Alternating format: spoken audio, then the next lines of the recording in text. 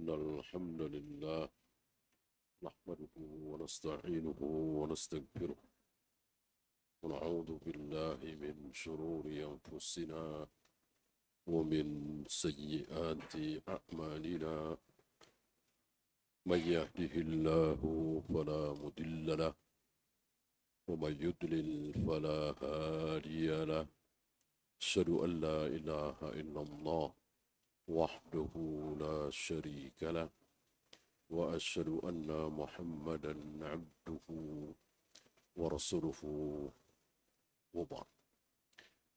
أيها الإخوة,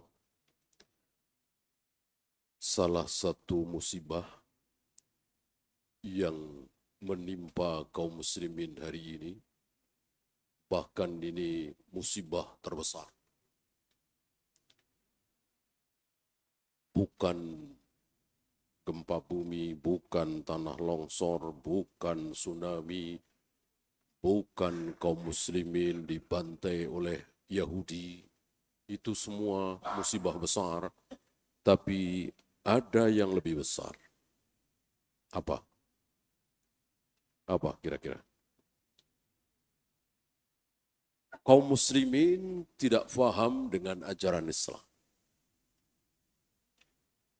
Kalau kaum muslimin terkena tsunami, tanah longsor, banjir, gempa bumi, dibantai oleh Yahudi, dibinasakan oleh orang-orang kafir, hasilnya apa?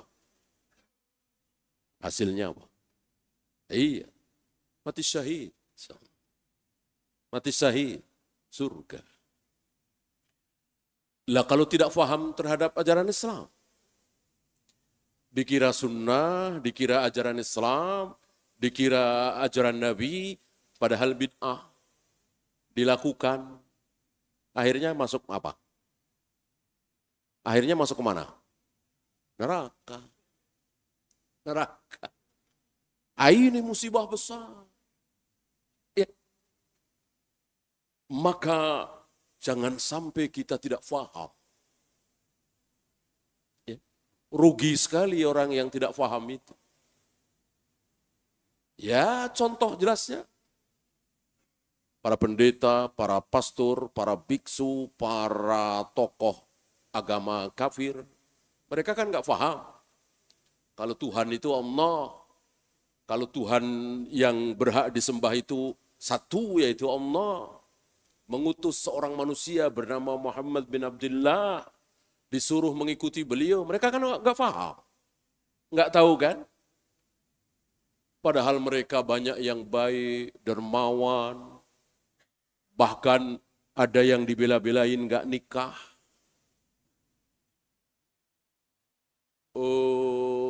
Menolong fakir miskin. Mereka orang-orang baik. Tapi karena nggak paham, kalau Tuhan itu satu, namanya Allah, mensyariatkan sholat, saum, zakat, mereka nggak paham. Kemana akhirnya mereka masuk? Masuk neraka. Padahal banyak yang dermawan, yang jujur, yang amanah. Innalillah. Maka tidak faham terhadap kebenaran, musibah yang sangat besar, bahkan paling besar. Disinilah iblis masuk. Iblis, setan berusaha sekuat tenaga supaya kaum muslimin tidak faham terhadap ajaran Islam. Iblis tidak berusaha untuk membuat pendeta, pastor, apalagi biarawati, biksu, supaya tidak faham terhadap agamanya. Enggak. Enggak, orang mereka udah nggak paham, udah sesat, udah kafir. Iblis tahu nggak kalau mereka kafir? Calon penghuni neraka, iblis tahu nggak? Tentu tahu. Maka mereka tidak digoda. Maka mereka tidak dibikin ragu, tidak dibikin was-was. Ada seorang sahabat yang datang pada Nabi SAW mengadu, ya Rasul, terdapat dalam hatiku sesuatu tentang keyakinan, keimanan. yang aku tidak sanggup menceritakannya. Malu mungkin. Ada sesuatu di hati. Ya, tentang Allah, tentang malaikat, tentang hari kiamat, tentang siksa kubur. Si sahabat ini percaya. Orang udah Islam, udah baca syahadat. Tapi ada sesuatu. Seolah ada yang membisiki. Apa jawab Nabi? Apa kata Nabi? Zaka sorihul iman. Itu menunjukkan bahwa engkau betul-betul beriman. Orang yang beriman tidak akan dibiarkan oleh iblis. Iblis akan datang menggoda, memberikan was-was, ragu-ragu. Maka insya Allah antum pernah ngalami. Apa iya ya? Apa iya ya? Siksa kubur? Apa iya ya? Neraka datang tiba-tiba. Selintas. Cepat-cepatlah berlindung kepada Allah. Itu pasti setan iblis. A'udzu billahi minasyaitonir rajim. A'udzu billahi as-sami'il 'alim minasyaitonir rajim. A'udzu billahi as-sami'il 'alim minasyaitonir rajim min hamzihi wa nafthihi wa nafthihi. Ada 3 jenis ta'awudz. Yang terakhir ini yang paling sempurna dan sunnah diucapkan sebelum membaca bismillah di rakaat pertama. Rakaat kedua, ketiga, dan seterusnya tidak disunnah. Ini dia. Nabi tahu, diberitahu oleh Allah bahwa iblis pasti akan mendatangi kita. Maka jangan menempuh cara lain. Tempuhlah cara Nabi SAW. Berta'awud. Dan pasti itu. Mungkin antum ada yang sudah mengalami atau yang ada yang belum. Insya Allah akan mengalami seperti itu. Didatangi oleh setan, didatangi oleh iblis. Adapun para pendeta, para pastor, para biksu, tokoh-tokoh agama kafir, nggak akan didatangi oleh iblis. Maka mereka semakin mantap dalam kekafirannya, kesesatannya. Nah, malam ini insya Allah akan kita bahas apa saja yang menyebabkan kita kaum muslimin tidak faham terhadap ajaran Islam. Jangan sampai kita terkena musibah besar ini. Pengen baik, pengen taat, tidak berzina, tidak minum khamr, tidak berjudi, tidak mencuri, tidak merampok, tidak membunuh. Tapi masuk neraka. Kenapa? Kenapa? Tadi karena nggak paham. Gitu. Mestinya jangan ngapa-ngapain di bulan Rabiul Awal ini, dia ngapa-ngapain. Atas nama agama, atas nama Allah dan Rasulnya, atas nama Islam. Gitu ya. Capek, lelah, mengeluarkan biaya tidak sedikit. Tapi justru terancam neraka. Gara-gara apa? Tidak faham. Tidak faham. Cara mencintai Nabi bukan begitu caranya. Caranya begini, begini, begini. Salat rukuk Nabi seperti apa? Kita ikuti. Sujudnya Nabi seperti apa? Kita ikuti. Cara Nabi melempar jumroh seperti apa? Kita ikuti. Akidahnya Nabi seperti apa? Kita ikuti. Dia nggak paham. Dia nggak mau belajar bagaimana cara rukuk Nabi, cara takbir Nabi, cara i'tidal Nabi, cara wudhu Nabi, mandi junub Nabi. Malah nggak belajar itu semua, malah nginget-inget tanggal berapa Nabi lahir. Bulan apa Nabi lahir. Allah dan Rasulnya tidak menyuruh ini. Ya, dengan mantapnya, dengan pedenya, dia peringati hari kelahiran Nabi. Padahal Nabi seumur-umur nggak pernah mencontohkan, memperingati hari kelahiran beliau. Beliau lahir hari apa? Kalau hari jelas Senin ya. Tanggal berapa, bulan apa, Nabi nggak pernah bilang. Nggak ada satupun riwayat Nabi mengatakan, aku lahir 12 Rabiul Awal, nggak ada. Mau sahih, mau dhaif, mau maudhu, nggak ada. Kalau 12 Rabiul Awal itu ada sesuatu, tentu Nabi akan katakan. Sebagaimana Nabi katakan, 1 Syawal, 10 Dzulhijjah, ya, 9 Dzulhijjah, 6 hari di bulan Syawal, 3 hari setiap bulan. Nabi katakan itu. 23 tahun beliau menjadi Nabi, menjadi Rasul, belum pernah berbicara tentang 12 Rabiul Awal. Maka para ulama pun berselisih. Betulkah Rasulullah lahir di 12 Rabiul Awal? Ada yang berpendapat 8 Rabiul Awal, ada yang berpendapat 18 Rabiul Awal, bahkan ada yang berpendapat di luar Rabiul Awal.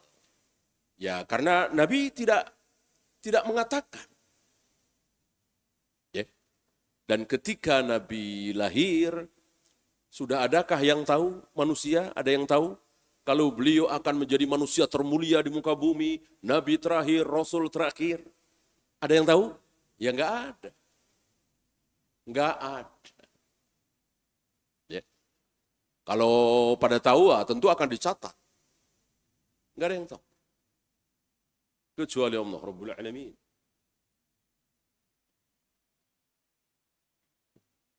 Ya, waktu kita tidak banyak, kita langsung saja.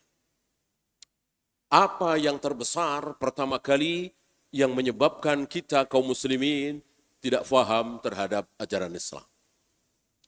Yang pertama adalah apa kira-kira? Yang pertama yang terbesar yang menyebabkan kita tidak faham terhadap ajaran Islam adalah takdimul akal ala naqal. Mendahulukan akal daripada nakal, daripada dalil, daripada wahyu, daripada Al-Quran dan Sunnah. Dia menangkan ra'yu, akal, pikiran, pendapat, mengalahkan wahyu. Ini hal terbesar yang menyebabkan kaum muslimin salah faham. Ya. Coba. Seandainya Nabi Ibrahim pagi itu lebih memilih akalnya, logikanya, pendapatnya, nuraninya daripada wahyu. Insya Allah beliau dan putranya tidak akan mau menyembelih. Beliau tidak akan mau menyembelih putranya Ismail. Ya jelas. Akal siapa, logika mana, nurani siapa, ayah menyembelih anak kok dilakukan. Seluruh akal manusia, nurani manusia akan mengatakan buruk, jelek, laknat, biadab. Masa ayah menyembelih anak? Alhamdulillah Nabi Ibrahim. Nabi pilihan, manusia pilihan, cerdas. Tidak mendahulukan akal, tapi mendahulukan dalil. Perintah menyembelih putranya Ismail adalah wahyu, dalil dari Allah. Padahal cuma lewat mimpi. Antum tahu mimpinya para nabi, para rasul adalah mimpinya para nabi, para rasul adalah wahyu. Wahyu. Tidak mungkin seorang nabi mimpi dan itu kacau seperti mimpi kita. Kita kan sering mimpi dan kacau kan. Itulah kita. Dari setan dan dari diri kita. Sekali-kali dari Allah kan ada 3 ya. Busyra minallah, takhwifus syaitan, hadithun nafsi. Yang sering dari setan. Atau hadithun nafsi.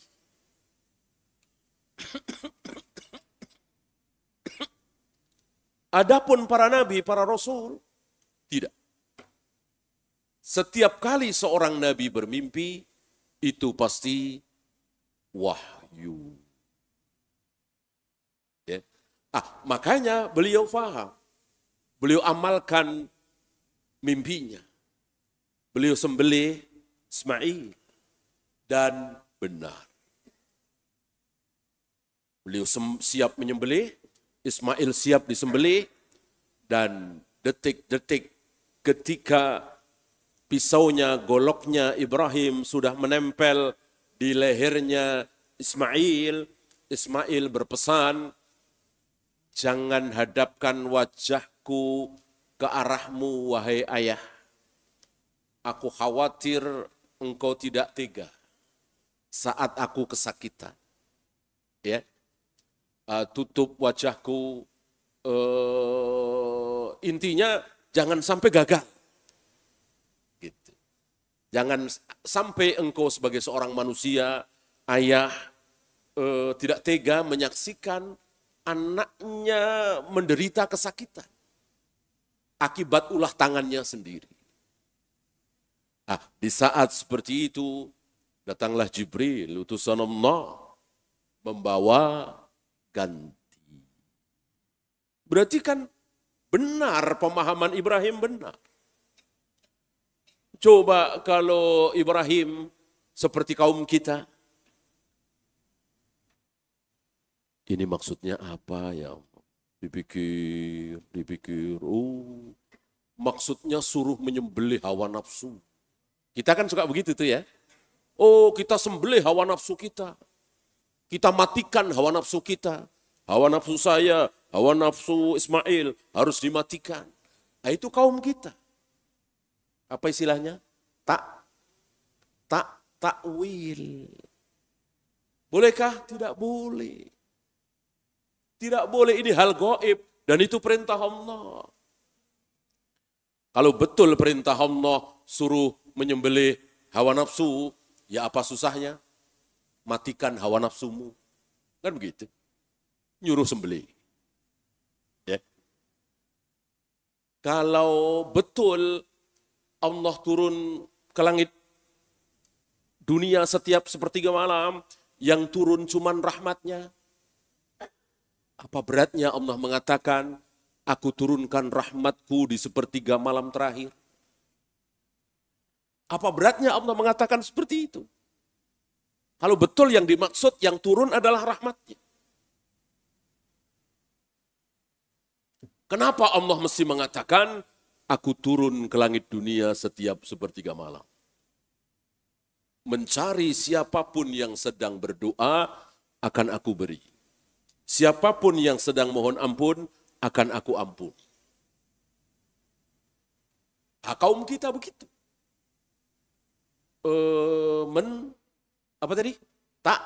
Takwil, ditakwil. Maksud turun di situ yang turun rahmatnya. Ya. Kalau betul Allah menciptakan Adam dengan kekuasaannya, bukan dengan tangannya, karena Allah tidak punya tangan katanya, ya buat apa Allah mengatakan, ma mana'aka antas sudah lima khalaqtu biyadayya. Aku telah menciptakan Adam dengan kedua tangan. Apa susahnya Allah bilang, aku telah ciptakan Adam dengan kekuasaanku. Apa susahnya? Inilah kaum kita. Merasa tahu. Sok tahu. Ya kan? Di mana Nabi mengatakan, Abu Bakar, Umar mengatakan, tangan Allah yang dimaksud adalah kekuasaan Allah. Di mana? Hadis riwayat siapa? Al-Quran surat apa, ayat berapa? Enggak ada. Nah, kaum kita ini yang merasa tahu, lebih tahu dari Nabi, lebih tahu dari para sahabat. Sementara Rasul dan para sahabat diam. Ketika Allah mengatakan kedua tanganku, jariku, aku bolak-balikkan hati manusia dengan dua jariku. Aku hadapkan wajahku ke wajah orang yang sedang sholat. Akan aku hentikan geraman jahanam dengan telapak kakiku nanti. Rasul dan para sahabat diam. Gak ada yang bilang kiasan. Ya. Nah, ini dia. Akal lebih dipakai daripada dalil. Antum tahu siapa yang mulai? Yang pertama kali pakai akal untuk mengalahkan dalil, antum tahu siapa? Bangsa terkutuk, bangsa terlaknat, bangsa al-maktubi alaihim, bangsa kera dan babi. Siapa? Ya, Yahudi. Yahudi itu lebih sikoh, lebih percaya dengan akalnya daripada dengan dalil. Kata Allah, kata Nabi Musa, nanti dulu. Sesuai dengan akal apa tidak? Kalau sesuai terima, enggak sesuai tolak. Bayangkan Nabi Musa, Nabi kan enggak mungkin bohong. Seluruh Nabi, ucapannya masuk dalam keumuman, wa ma yantiku anil hawa. In huwa illa wahyu yuha. Tidak mungkin seorang Nabi berbicara atas dasar kemauan sendiri. Seluruh ucapan para Nabi, para Rasul adalah dari Allah. Dan Nabi Musa mengatakan masuk ke Syam ini. Sekarang Palestina. Di dalamnya ada bangsa Jabbarin, tinggi besar, kuat. Perangi mereka. Kalian pasti menang. Ya, dan itu menjadi negeri kalian. Yang ngomong siapa? Allah. Hanya lewat lisan Nabi Musa alaihi salatu wassalam. Coba kalau para sahabat, kaum muslimin yang dengar ini, alhamdulillah, bismillah, begitu para sahabat. Tapi dasar Yahudi, sudah dijamin oleh Allah, engkau pasti menang. Akal berbicara. Wahai Musa, coba pikir. Mereka banyak, kita sedikit. Mereka kuat, tinggi, besar, kita lemah. Kita baru saja lepas dari perbudakan Firaun. Mereka berpengalaman. Menang dari mana? Lihat, padahal kata Allah. Nabi Musa kan cuma menyampaikan. Menang dari mana? Sampai tega mengatakan akhirnya, idhab anta wa rabbuk faqatila. Udah, pergi saja engkau bersama Tuhanmu, wahai Musa, berperang berdua sana. Inna hahuna qa'idun. Kami mau duduk-duduk di sini saja. Inna lillahi wa inna ilaihi raji'un. Yang ngomong Allah, bukannya bersyukur dijamin menang. Kan cuma lewat Nabi Musa alaihi salatu wassalam. Dasar Yahudi. Dasar al-maktubi alaihim. Malah berbicara kurang ajar seperti itu. Nah, jangan sampai kelakuan Yahudi ini kita tiru. Ya. Yang benar saja. Ya. Walaupun dia perempuan, tapi kan cerdas, adil, amanah, enggak apa-apa jadi presiden. Ya, yang laki-laki pada enggak jujur, enggak amanah, culas, korupsi. Ini jujur nih perempuan. Udah enggak apa-apa. Jadi presiden, jadi gubernur, jadi wali kota, jadi raja. Ya. Padahal kata Nabi, la yufliha qaumun walla amrahum imra'atan. Tidak akan jaya, tidak akan menang, tidak akan besar. Satu negeri yang menjadikan seorang wanita sebagai pemimpinnya. Baik tertinggi seperti presiden, Amirul Mukminin, raja, atau di bawahnya, amir, gubernur, wali kota, semuanya haram. Ya. Sabda Nabi alaihi salatu wassalam, mosok kita lawan dengan akal kita. Ya. Kadang-kadang kita taat. Kadang-kadang kita pakai.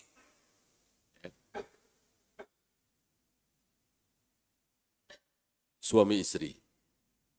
Suami istri. Yang istrinya ini keluaran pesantren. Hafal 20 juz. Fasih. Makhrajnya, tajwidnya luar biasa. Suaminya mungkin mu'alaf. Baru masuk Islam. Hafal selain Al-Fatihah cuman 2 surat pendek. Kuliah sama kulhu misalnya. Itu pun dengan terbata-bata, kadang yang panjang dipendekkan, pendek dipanjangkan, namanya baru masuk Islam. Ya. Nah, satu ketika karena hujan deras, si suaminya nggak ke masjid. Sholat berjamaah. Sholat berjamaah. Siapa yang jadi imam?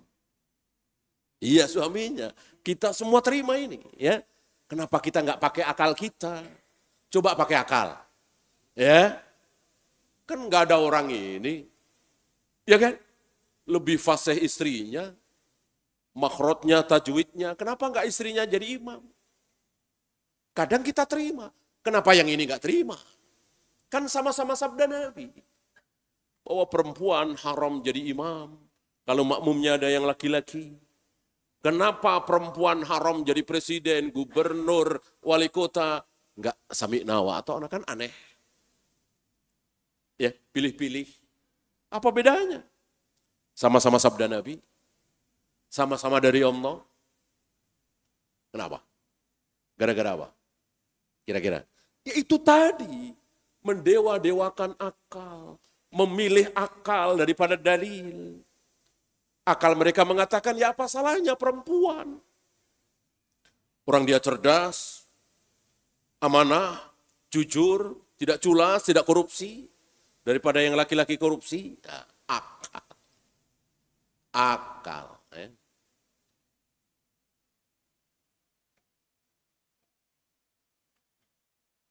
Nah ini dia. Saya kira banyak sekali contoh bagaimana akhirnya kita sesat, terancam neraka, menyimpang, gara-gara kita lebih memakai akal daripada dalil. Ya, kalau pakai akal, iya. Dan itu yang terjadi. Hampir semua firqah. Mau Khawarij, Jahmiyah, Jabariyah, Asy'ariyah, Maturidiyah.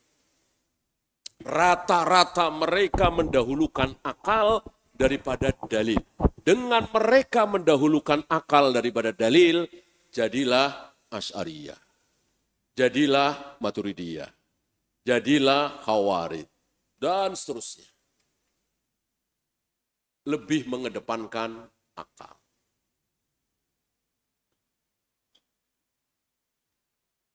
Mosok punggung kita dipukuli sama presiden, sama raja. Harta kita diambilin sama presiden, sama raja, kita disuruh diam, sabar. Ya. Kalau yang ngomong Imam Syafi'i, Imam Bukhari, Imam Ahmad, bahkan Abu Bakar dan Umar, silahkan tolak. Ini yang ngomong Allah, hanya lewat lisan Nabi alaihi salatu wassalam. Jika punggungmu dipukuli, hartamu diambilin oleh penguasa yang zalim, tapi dia muslim, ya, tapi dia muslim, bukan kafir. Kalau kafir boleh dilawan, ya, boleh ya, bukan harus, boleh. Tentu melihat kemampuan kaum muslimin bersatu apa tidak, satu kata apa tidak, punya kekuatan apa tidak. Gitu. Kalau tidak, ya jangan. Kaum muslimin di Inggris misalnya, atau di Amerika misalnya, berani melawan presiden Amerika? Ya pakai apa? Mana kekuatan? Ya kan? Maka ya nggak usah ngelawan. Kan boleh ngelawan, bukan harus ngelawan. Artinya kalau tidak punya kekuatan, ya jangan. Nah itu kafir. Kita bicara presiden muslim, raja muslim, amirul mukminin muslim, tapi dolim. Dan itu pernah terjadi di sepanjang sejarah. Masih ingat Hajjaj bin Yusuf? Masih? Insya Allah masih ya. Kayak apa itu kejamnya? Kayak apa sadisnya? Sampai dikatakan Mubiur Sakif, sang penumpah darah dari Sakif. Ada dua ya. Ini salah satunya, Hajjaj bin Yusuf. Hari itu yang menjadi rakyat siapa? Sahabat dan tabi'in. Yang menjadi rakyat Hajjaj bin Yusuf, walaupun Hajjaj bin Yusuf bukan pemimpin tertinggi ya, bukan khalifah, tapi amir. Istilah kita mungkin gubernur. Menguasai Mekah dan Madinah. Entah berapa ribu kaum muslimin yang dibantai oleh dia. Salah satunya cucu Abu Bakar. Anaknya Asma binti Abu Bakar. Dengan Zubair bin Awwam. Bernama Abdullah bin Zubair. Digantung, disalib sampai mati. Yang jadi rakyat adalah para sahabat dan para tabi'in. Semua dia. Karena dia muslim. Kita mau katakan para sahabat, para tabi'in ini penakut, tidak berani melawan penguasa zalim. Betapa lancangnya mulut kita. Menghina, mencaci maki, menyalahkan sahabat dan tabi'in. Padahal kesepakatan sahabat adalah wahyu, adalah dalil. Tidak mungkin para sahabat bersepakat dalam kesalahan. Ketika para sahabat sepakat terhadap satu permasalahan, maka itu pasti benar. Tidak mungkin salah.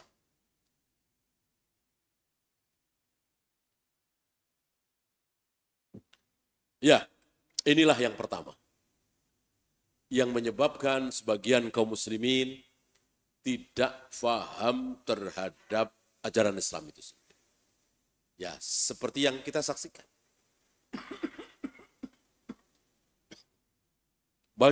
Banyak sekali contohnya. Sangat banyak. Ya, kita lanjut yang kedua. Ada 5 atau 6 ya. Mudah-mudahan cukup atau mungkin nanti kita sambung. Ar-ruju'u ila ghairil kitabi was sunnah. Yang kedua, yang juga menyebabkan kaum muslimin tidak faham terhadap Islam adalah rujuk, kembali, berpedoman, tapi bukan kepada Al-Quran dan Sunnah. Jadi kaum muslimin tidak mengatakan, ya kita lihat aja surat sekian ayat sekian. Kita lihat aja sabda Nabi, riwayat Imam Bukhari, riwayat Imam Muslim. Enggak seperti itu. Tapi, nih lihat nih Imam Syafi'i. Nih lihat nih Imam Hambali. Nih lihat nih mazhab kami. Nih lihat nih guru kami. Nih lihat nih syekh kami. Ulama kibar kami, panutan kami, kiai kami. Ini yang menyebabkan tidak paham. Jadi Al-Quran dan Sunnah itu seolah apa ya? Slogan saja. Tentu nggak ada yang nolak. Oh, nggak usah pakai Al-Quran dan Sunnah, nggak usah. Insya Allah nggak ada yang berbicara segila itu kaum muslimin. Tetap Al-Quran dan Sunnah bagus. Tapi begitu praktek, ini kata Mbah Kiai, udah diem. Gitu. Ini kata ulama, udah diem. Seolah kembali kepada Kiai. kembali kepada ulama. Udah, ini kan kata saya bin Bas, udah diem. Ya. Ini kata Mbak Kiai Anu, diem. Ini yang menyebabkan kaum muslimin menjadi tidak paham.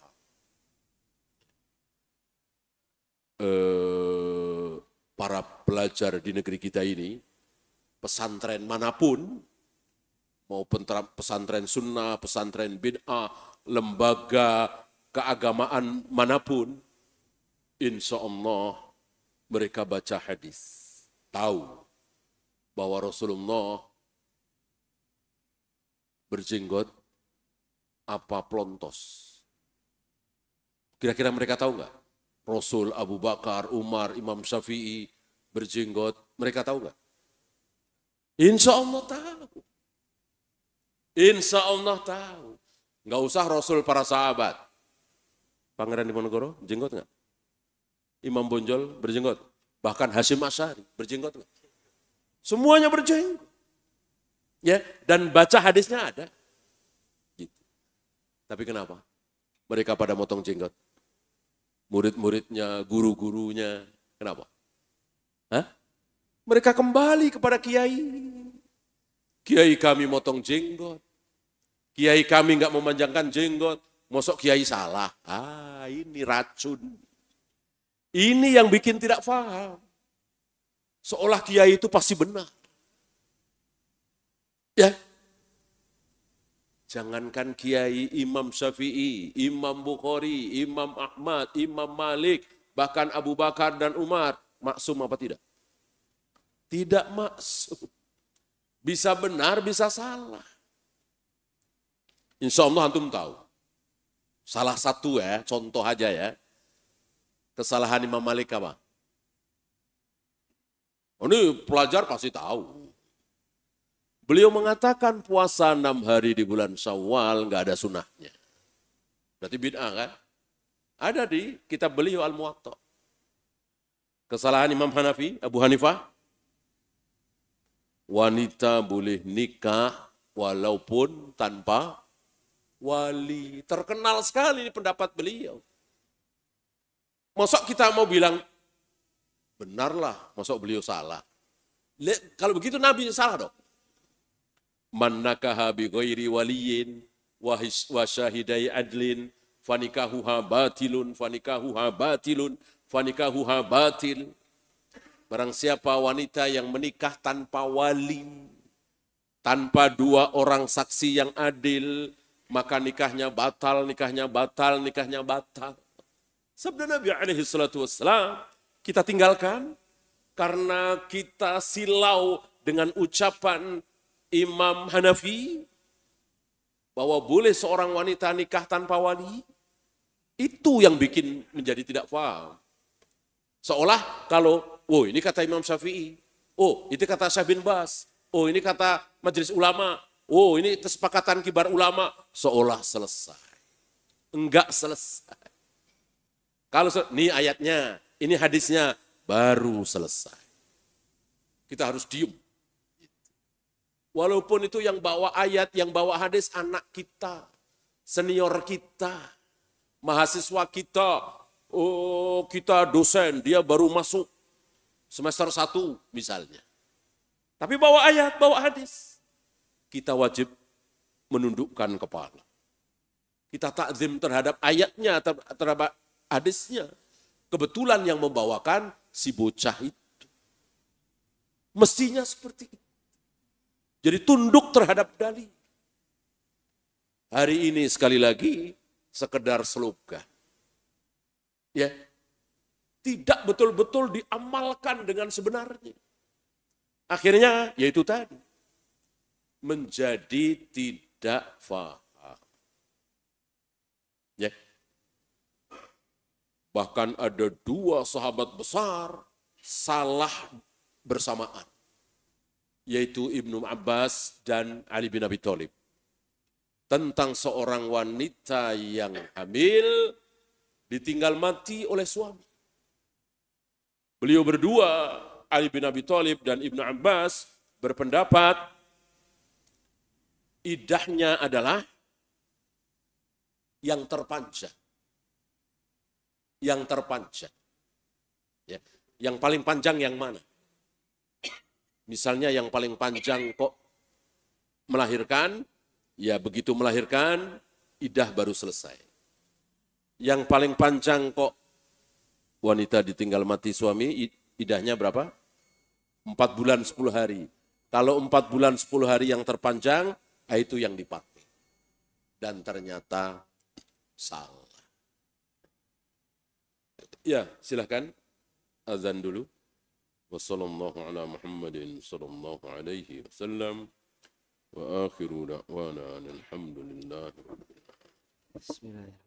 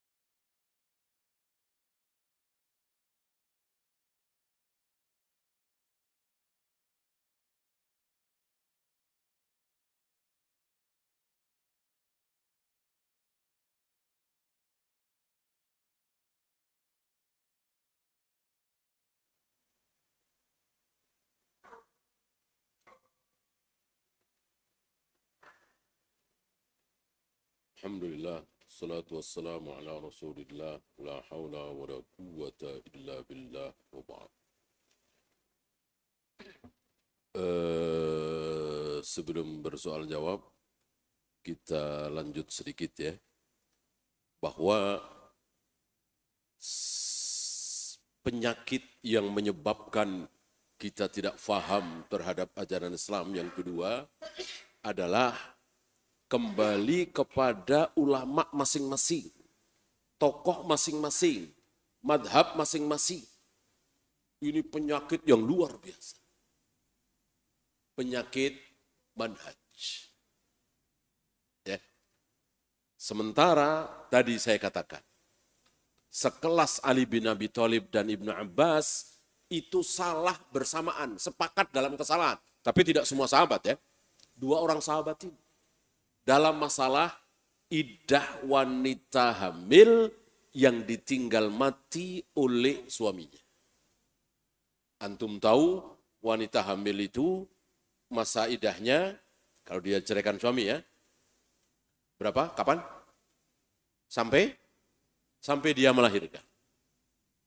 Sementara wanita yang ditinggal mati oleh suaminya, masa iddahnya berapa?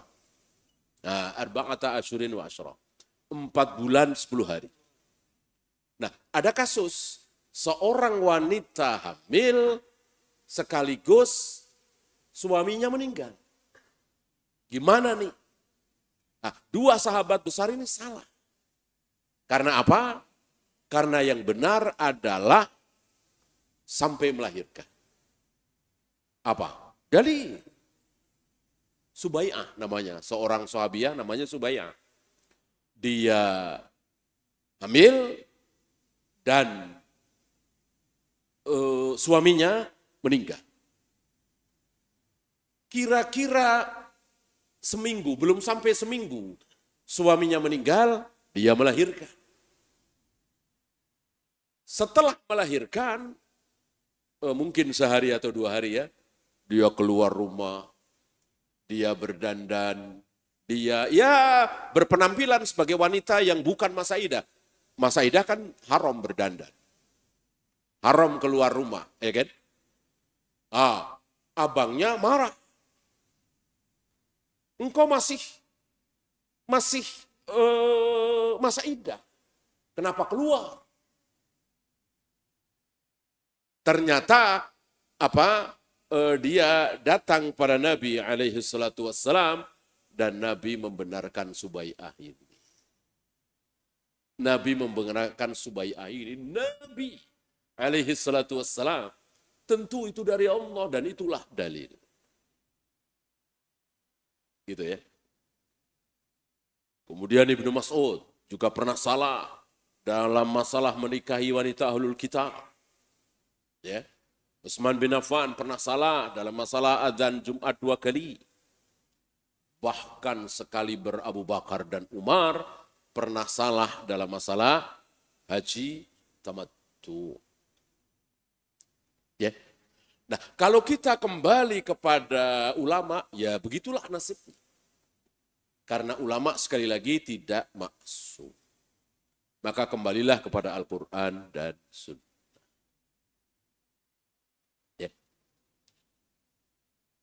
Mudah-mudahan kita berlanjut nanti ya, karena memang masih ada 3 atau 4 lagi. Ada pertanyaan?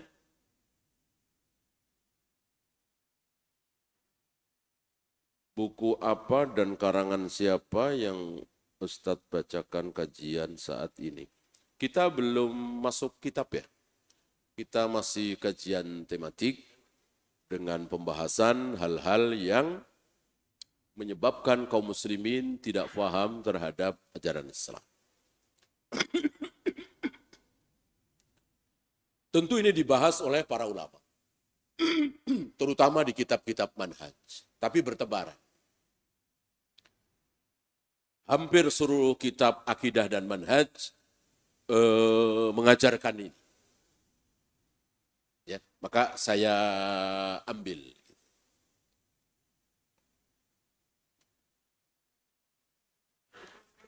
Dikatakan bahwa Al-Quran adalah obat penyakit hati.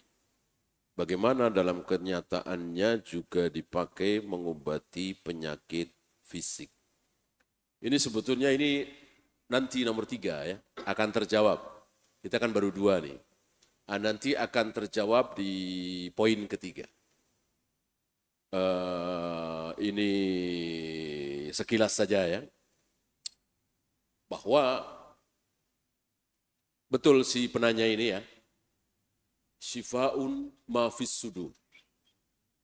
Allah telah menurunkan ayat-ayat Al-Quran sebagai obat terhadap apa yang ada di dada.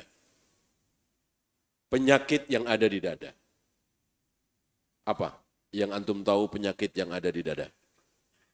Di hati. Apa? Ya, riya. Apalagi?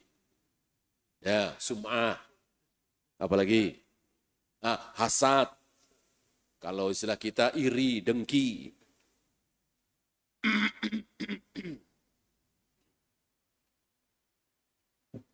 Nah, itu semua insya Allah bisa terobati dengan Al-Quran.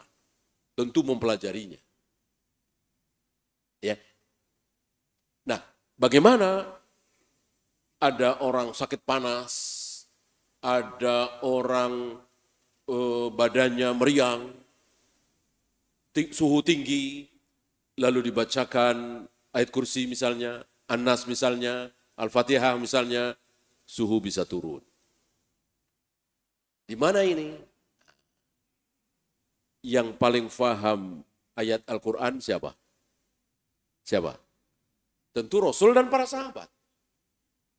Rasul dan para sahabat beberapa kali mengobati penyakit zahir seperti demam tadi dengan membacakan ayat Al-Quran. Masih ingat kisah Abu Sa'id Al-Khudri?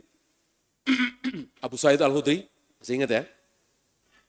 Ketika Abu Sa'id dan Al-Khudri bersama para sahabat melewati singgah di satu suku, perkampungan. Nah, kepala sukunya, pembesarnya itu demam tinggi. Oleh Abu Sa'id Al-Khudri dibacakan apa? Dibacakan Al-Fatihah. Sekali. Langsung turun demamnya. Sembuh sakit. Lalu diberi hadiah beberapa ekor kambing. Nah, pulang sampai ke Madinah, melapor kepada Nabi SAW, justru Nabi bertanya, engkau tahu dari mana Al-Fatihah itu bisa sebagai obat? Ya. Berarti Nabi SAW membenarkan. Ya. Ini insya Allah akan kita bahas lebih lanjut nanti di nomor 3. Kita baru 1 dan 2.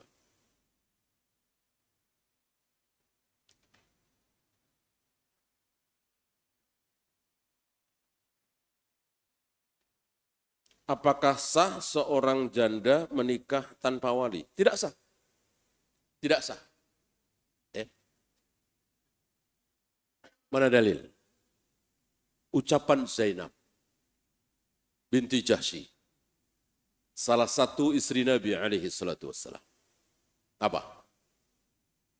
Saat pernah bertemu dengan istri-istri Nabi yang lain, Zainab mengatakan, yang menikahkan kalian dengan Rasulullah adalah ayah-ayah kalian, wali-wali kalian. Sedangkan yang menikahkan aku dengan Rasulullah siapa? Allah langsung dari atas arsy. Berarti Rasulullah menikah dengan wali semua. Padahal mayoritas istri Nabi gadis apa janda? Janda. Yang gadis kan cuman Aisyah. Ya. Maryam dari Kipti itu kan awalnya budak. Ya. Budak tidak bisa dikatakan gadis atau janda.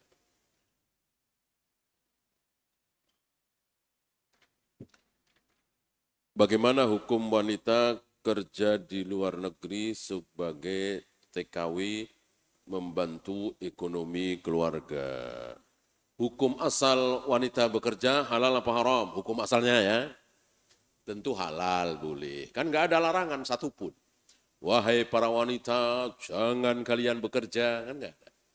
Beda dengan wahai para wanita, jangan kalian menjadi presiden, menjadi pemimpin, menjadi imam. Kalau makmumnya ada yang laki-laki, ya itu jelas. Gitu. Nah, yang haram itu sifat kerjaannya. Dalam kerjaannya campur aduk antara laki dan perempuan, ya haram. Dalam pekerjaannya dia berdua dengan direkturnya dalam satu ruangan. Misalnya sekretaris ya jelas ini haram. Kerjaannya kerjaan haram, ngurus khomer misalnya, riba misalnya. Gitu. Ah, bagaimana di luar negeri? Boleh asal ngajar misalnya.